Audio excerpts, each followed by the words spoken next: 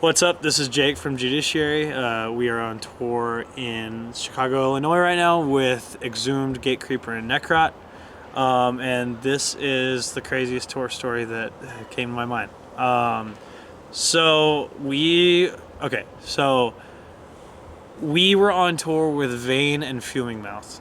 We had 2 off days on that tour, and we decided to use those off days to go up to Vancouver and then to Calgary, and then we decided to make the drive from Calgary all the way to Fargo, North Dakota, which, if anybody doesn't know, that's like a 14-hour drive.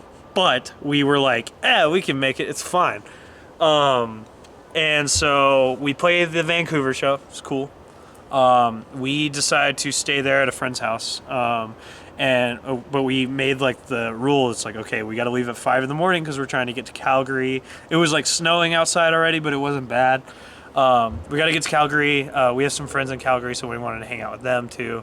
So we leave Vancouver at 5 in the morning. We have to drive on this highway kind of slow because it's like through like a bunch of mountains and forests and national parks, and like I said, it's like it's already snowing and kind of icy, so we're just trying to be careful. So what the drive should have been was like 6 hours, I think, and I think it turned in.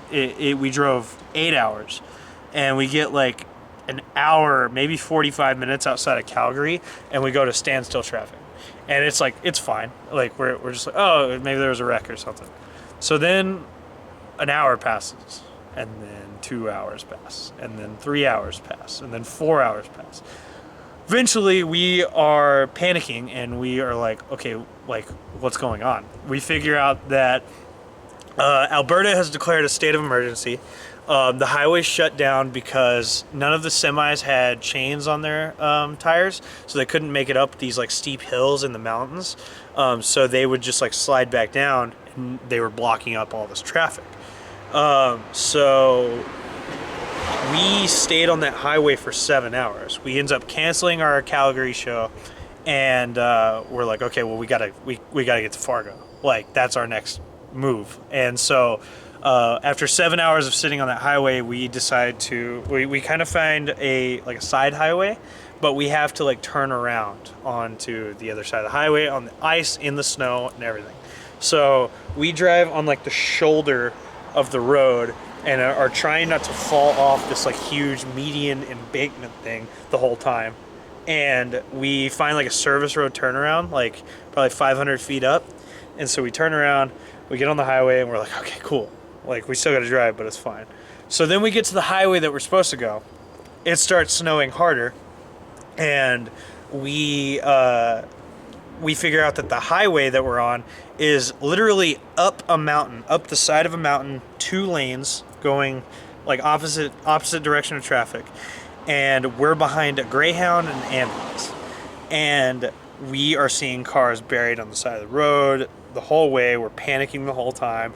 We have a trailer, and the trailer starts sliding every now and then. The Greyhound at one point starts to like try to pass the ambulance, which freaked everybody out on a 2-lane highway up a mountain, up a curve. So like that was scary. Finally get off that highway, and we're like, oh shit, okay, we're done. We weren't. So we get off that highway. We still have to drive all overnight.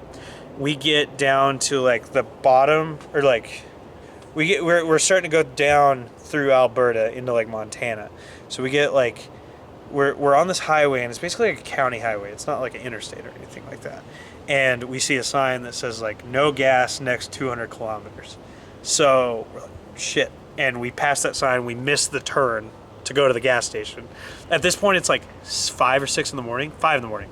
And so we have to drive like a mile down the road, finally turn around on the snow and ice, go back to the gas station. Gas station is like the opening to a national park, and it's like a mom and pop gas station where they don't have the card readers. So there's a sign on the door that says be back at 7 a.m. It's 5 a.m.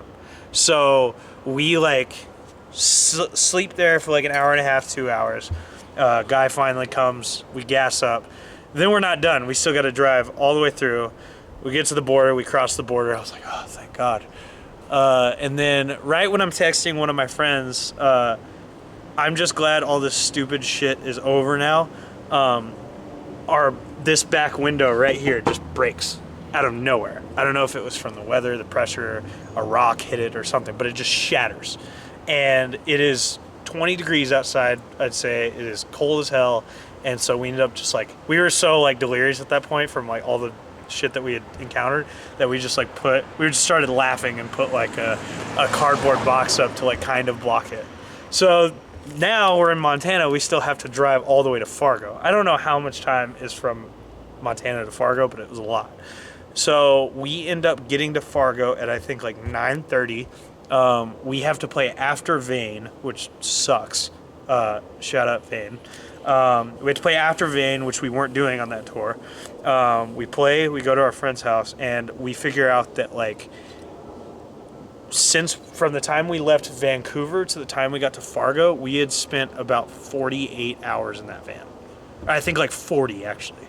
So yeah, that was I think the worst experience we've ever had as far as that goes.